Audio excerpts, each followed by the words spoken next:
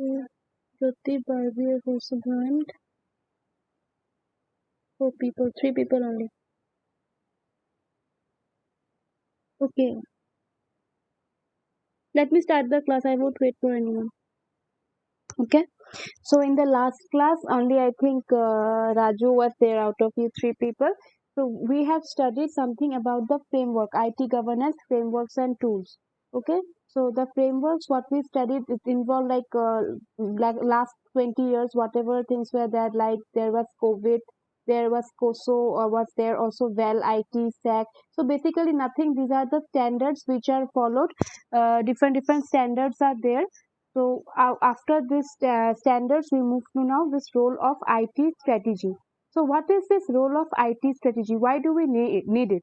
So basically, any organization uh, that adopts some kind of like IT governance, they should first follow the IT strategy committee. Okay. First of all, whenever any organization they go for, some people have joined on a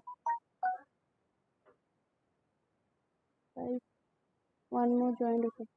So whenever we go for any IT governance and any company that go for IT governance, they need to first form an IT strategy committee. Why?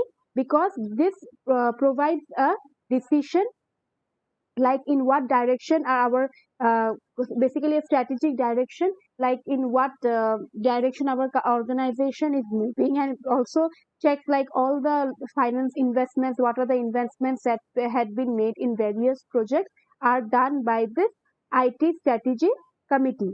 So first we should know what are the functions are there. So this IT committee basically ensures that there is alignment between the information technology and the business strategy. So we are studying this subject because IT governance and this risk management, this entire subject is all about the business, and it because it tries to align the IT governance, IT strategies, and this business also how it works. See, every organization that works for business and even it's IT, so they apply that IT security. So that is why this IT strategy committee, what it does, it meets annually. It have a meeting in a yearly basis, and there they decide how the like what the financial decisions are down, very strategic decisions about the organization is taken by this committee. Every year, this meeting is done. So you can think like of this committee as like they go for auditing also, and they decide what action to take, what are the action, how the actions are taken so far, and how the next like how the next actions should be taken. All are decided by the IT governance committee. This is a function of the IT strategy committee. Now we have moved, so these are the responsibilities for the IT strategy committee. So they are responsible for providing a vision, means providing a direction, IT direction to the company, like what are the things they need to achieve, in which field they are lacking. Okay, so what are the securities they should apply? They give basically act as a domain expert. Okay, suppose you do a create a project and everything, you need an advice, you need a guide, right, from whom you can ask question. If you in the middle of your project, when you are doing some project and you are facing some problem, you need some person so that you can clear your doubts. So for that teachers are there. Similarly, this IT, if when implementing this IT decisions and everything, a domain expert is required. So that is done by the IT strategy committee. So I'll inform also who are the members involved in the committee. But first, discuss this. What are the responsibilities? Next, it also ensures that there is alignment between the business and the IT. Okay, your direction when we were studying about the IT and the governance management part, we should make sure that whatever things that the IT department is doing is mapping up with the business strategy overall, and ultimately what we should fulfill the overall aim of the organization. So there should be an alignment. It should not be such IT committee, IT team is working in some other direction, business committee is working in other direction. So in that case there may be a failure of the organization. So it should not be so. So everyone should work in collaboration. There should be alignment. Everyone should have the knowledge where their team is heading to, where their organization, what are their objectives. So they should have a alignment in that. So next is the governance of how this strategy is achieved on implemented. So it's not that the IT is like this strategy committee, they will sit and give like advice, okay, you need to do what are the actions are need to be taken. But they also should tell like how it should be taken, how should they should move forward, what should be the next step to like a proper strategy so that we can achieve the goal. A proper action should be provided, proper like it should not be that they are only ordering you do this do that. It is not so. They need to have a discussion with the teams. That is why the meetings are held, to help out the persons, okay, the IT team also and the business team also. So that they are able to implement what they are saying. Next, advise and supervise strategic IT plans. So whatever IT plans are there, they are able to, when they are stuck, when you get stuck, someone must be there to give you advice, right? To advise, okay, no, you are heading in the wrong direction, no, you are moving in the current like right direction. Just wait, someone is just waiting.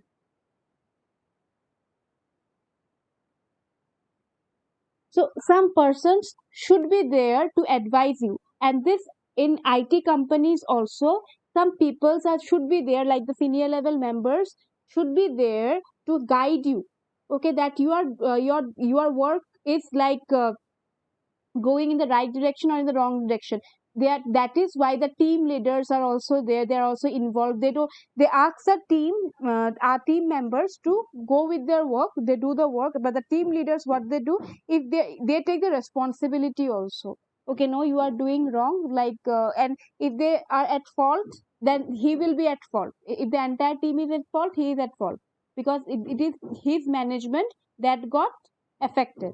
And the last is the IT management, IT risk management. So no one knows what are the risks can like appear in any like at any moment, right? If we follow the SDLC model, so we studied about the I think spiral model was there. We take the risk. So what are the risks?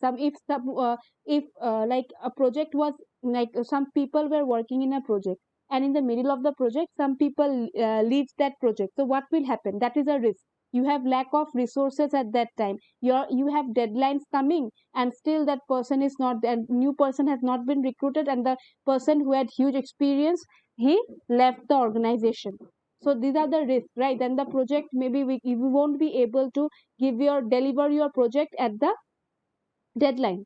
So that will be a loss for the organization. So everything, all the risk and everything will be calculated by this IT strategy committee. These are the responsibilities. Moving next, we have who will constitute this committee member. So the committee member basically will involve the senior level members of the organization. Okay, maybe like any obviously the chairman will be involved. Okay, the chairman will be involved, and also the IT like someone with the board members. Okay, board or non-board members, someone having the IT knowledge, someone having the IT and the business knowledge, like I told you. And then last one is the CIO, of the chief information officer. Okay, so here they follow this COVID. Okay, those who have attended the last class, you know what does COVID stands for. Basically it is a uh, control standard for the information technology. So it's like that this it's basically a strategy that the that is followed by the IT company, IT security, for IT security. So this company's board may have, okay, board may have to have an IT strategy committee along with the executive team. Okay, so what happens is, when we go for this like IT strategy committee, if if some organization does not want to have a this IT strategy committee at the board level, IT team at the board level, then we can go for this IT strategy committee. Like these company boards may have like this, basically this committee members comprises of all the higher level officials, the senior members. Like we have the chairman.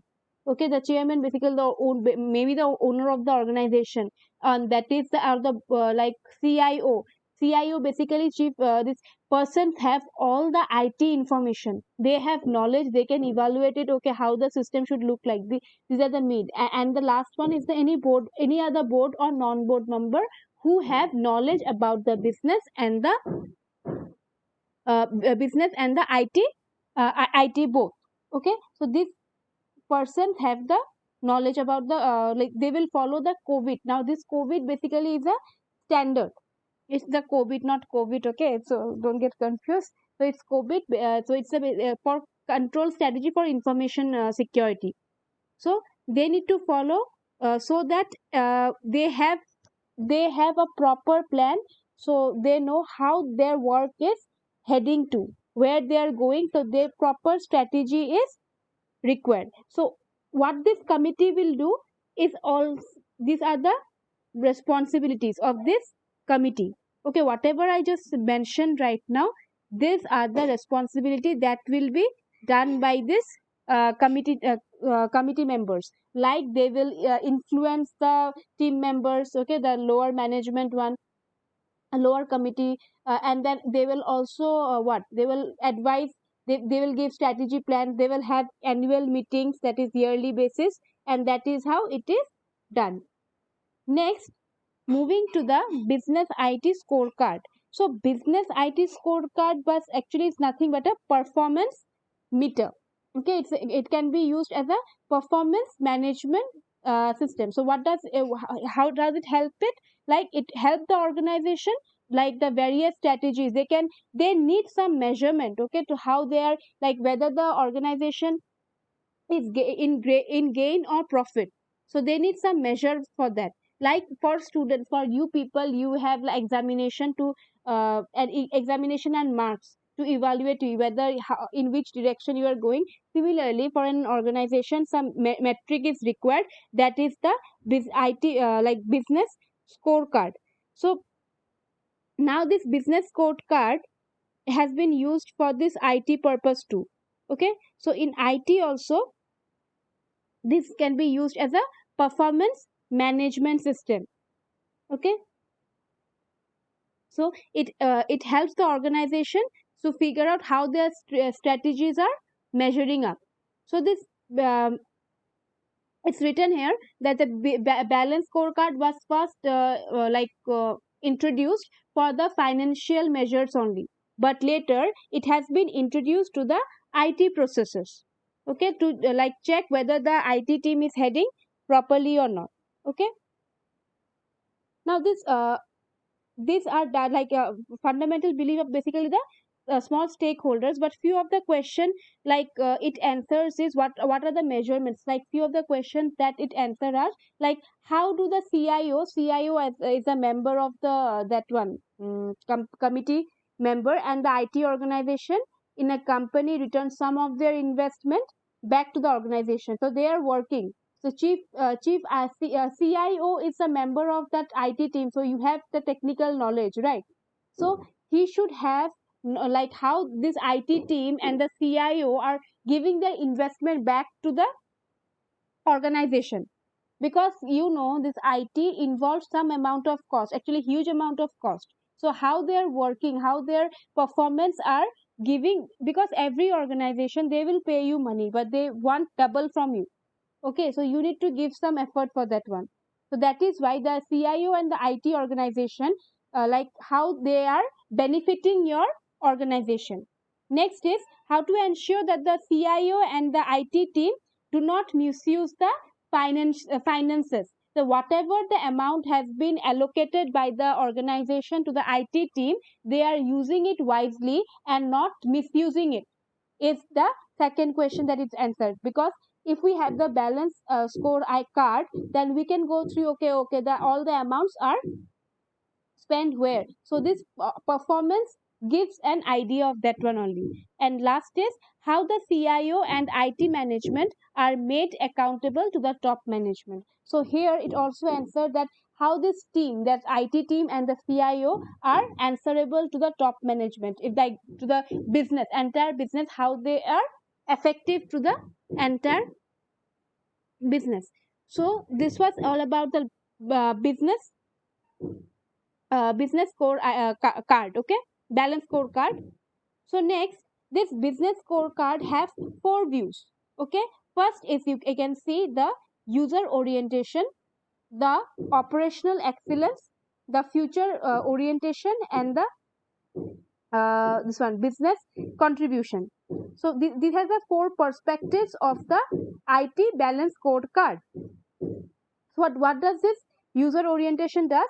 This shows how the user accesses their IT. Okay, that is information technology. How the user accesses information technology. Next is the operational excellence. So basically, this comprises that this comprises of the IT processes. Okay, that are deployed. That once they start using it, once a product gets deployed, that is then only you can use it, right? So this comprises of the IT processes for the implementation and delivery of computer system application.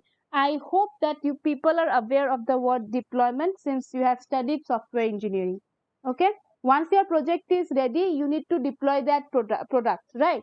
So that is for deploy that product for usage. So that is deployment.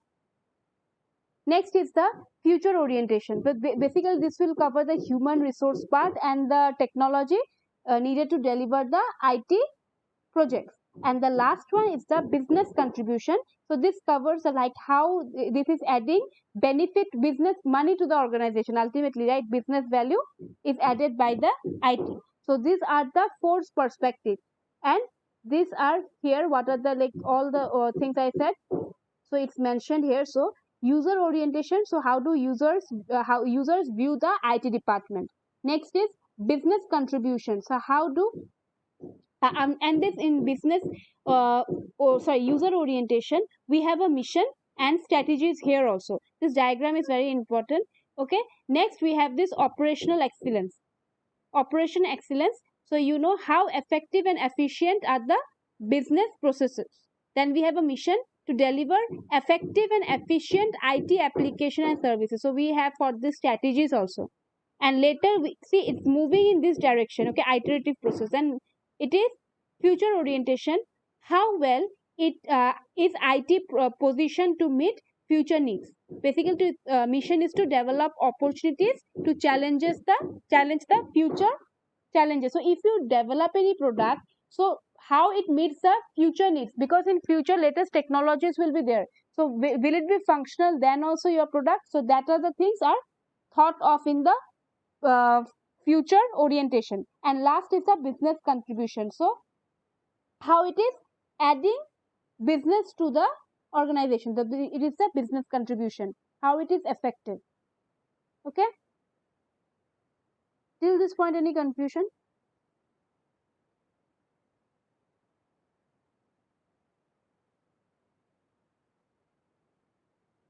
How many people are there? Six people only.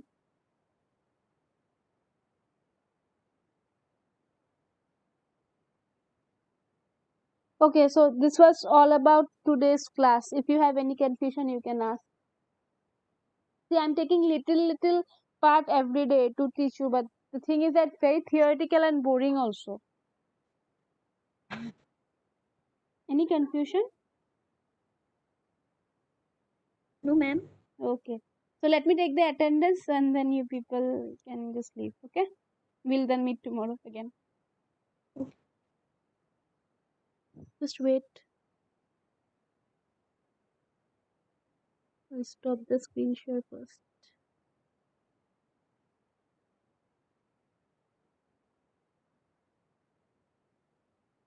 Just wait for some time and just take the screenshot.